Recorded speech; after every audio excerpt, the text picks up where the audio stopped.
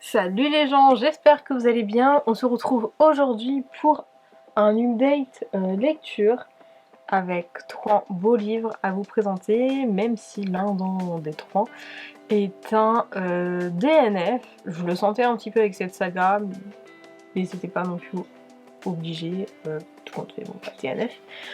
Bref, on commence dès maintenant. Nous commençons donc cette update lecture avec Le Voyage d'Étoile de Givre de la Guerre des Clans de Erin Hunter aux éditions Pocket Jeunesse.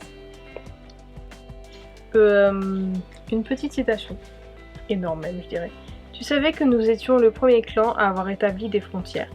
Ciel Bleu, notre premier chef, avait vu comment notre territoire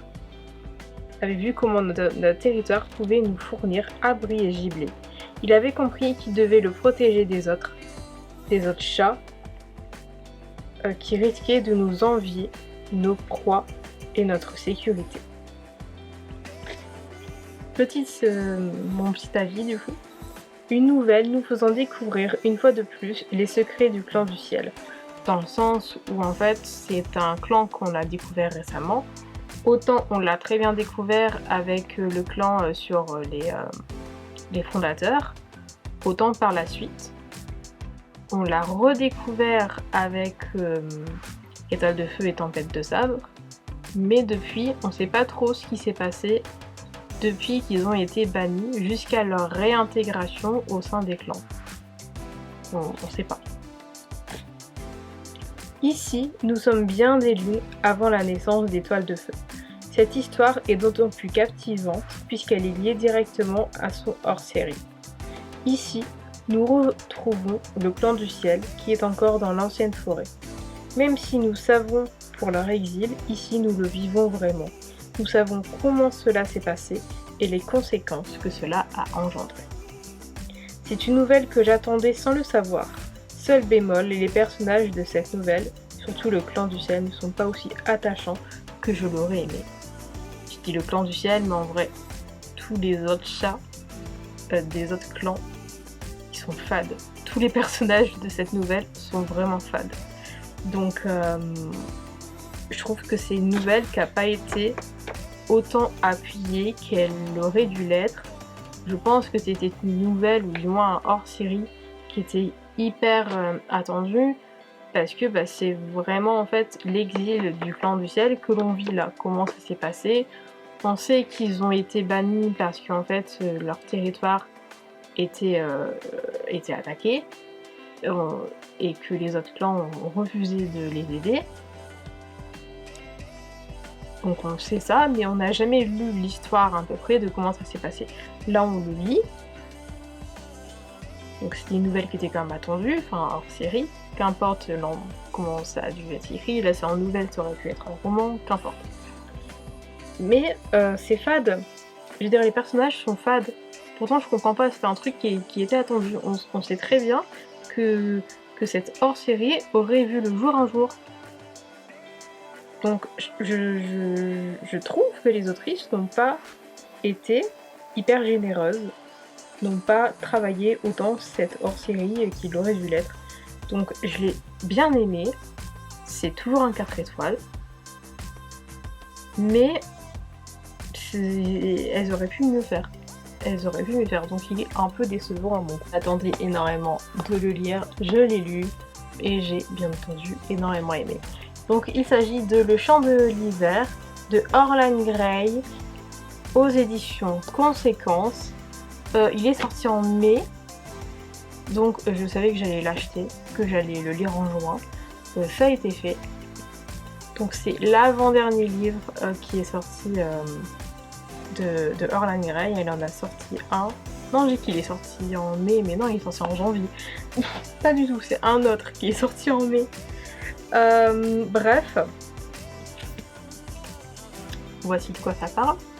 Où qu'elle aille, elle vit et suivie par des chuchotements mystérieux que personne d'autre ne perçoit.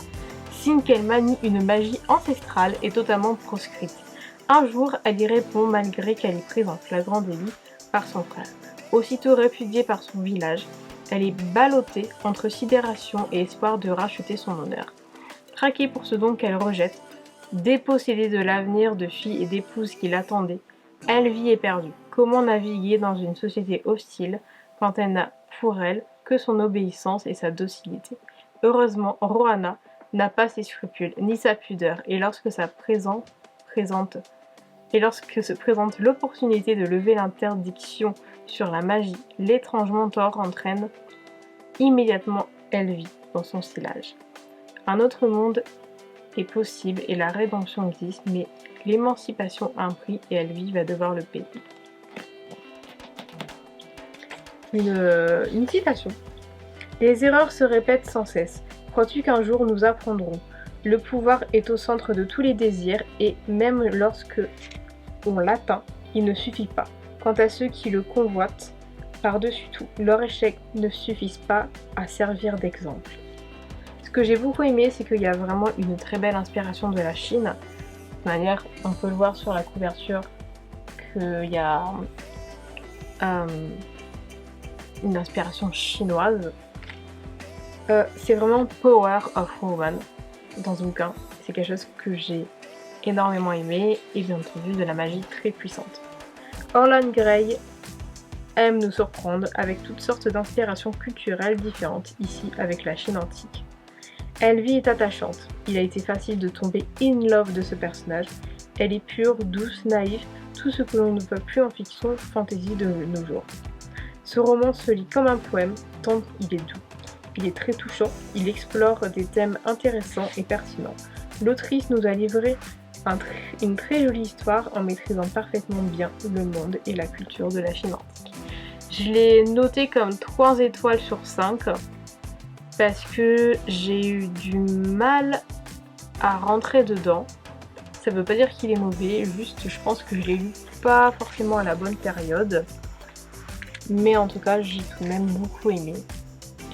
Et voilà, je suis très contente de l'avoir lu. Ensuite, j'ai terminé le 3e tome de l'Ultime Brasier. Donc ici, nous avons L'Enfant du Feu. Donc c'est de Sarah El Arafi aux éditions de Saxus. L'Ultime Brasier approche. L'Empire des Gardiens est sur le point de s'effondrer. Un mystérieux justicier lève une armée pour l'achever définitivement. Mais Scylla et Assa n'ont pas le temps de se réjouir. Une menace encore plus grande approche et pourrait bien mettre en péril cette nouvelle liberté.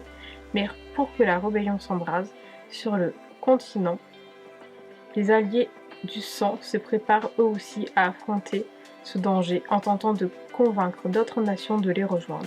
Alors que John, promu major général, entraîne ses soldats au combat, il s'apprête à découvrir qu'un tout autre champ de bataille, qui n'est pas sûr de savoir maîtriser. Quelque chose doit brûler. Les Alames ont trouvé leur enfant du feu. Ils sont enfin prêts à mener la guerre qu'ils préparent depuis plusieurs siècles et, au nom de Kabuts, à rayer leur ennemi de la carte. Galvanisé par la puissance du dieu, Anour ne se doute pas que son étincelle pourrait embraser le monde entier. Et c'est un DNF. C'est une saga qui avait beaucoup de potentiel, mais que je trouvais trop lente, trop lourde, avec peu de détails insignifiants ou alors peu de détails pour des choses qui auraient pu être approfondies. Donc c'est une série, comme je l'ai dit, qui avait beaucoup de potentiel, mais qui, de mon point de vue, a été gâchée parce qu'elle a été mal exploitée. Globalement, un roman beaucoup trop lourd, qui m'a énormément ennuyée, avec des explications peu utiles à l'intrigue, au point de me retirer mon envie de continuer ma lecture. De plus, beaucoup trop de dialogues trop lourds aussi, et sans réel intérêt pour l'avenir de cet univers. Bref, une saga qui avait un potentiel, mais qui a été gâchée par une écriture bien trop lourde. Donc voilà, j'ai pas envie de dire que je m'y attendais pas. C'était quelque chose que je trouvais possible. Mais j'ai quand même voulu continuer. Parce qu'en soi, j'aimais bien l'univers, mais ce dernier tome m'a saoulé. Je crois que j'ai dû lire ça. Donc je suis quand même arrivée peut-être à passer la page 200. Je crois que j'ai dû atteindre les 250 ou 500, ou 300 pardon. Donc ouais, j'ai peut-être dû lire ça et après j'ai... Je m'en fous comment ça se termine, j'en ai marre. Donc voilà, donc je vais me débarrasser de la trilogie, je sais pas encore comment. On verra. Cette update lecture est maintenant terminée, j'espère qu'il vous aura plu. On se retrouve très bientôt pour de nouvelles vidéos. En attendant, n'hésitez pas à vous abonner à la chaîne si ce n'est toujours pas fait, à liker la vidéo, à la commenter, à la partager sur les réseaux sociaux, à me suivre sur les réseaux sociaux et on se retrouve très bientôt pour de nouvelles vidéos. Ciao!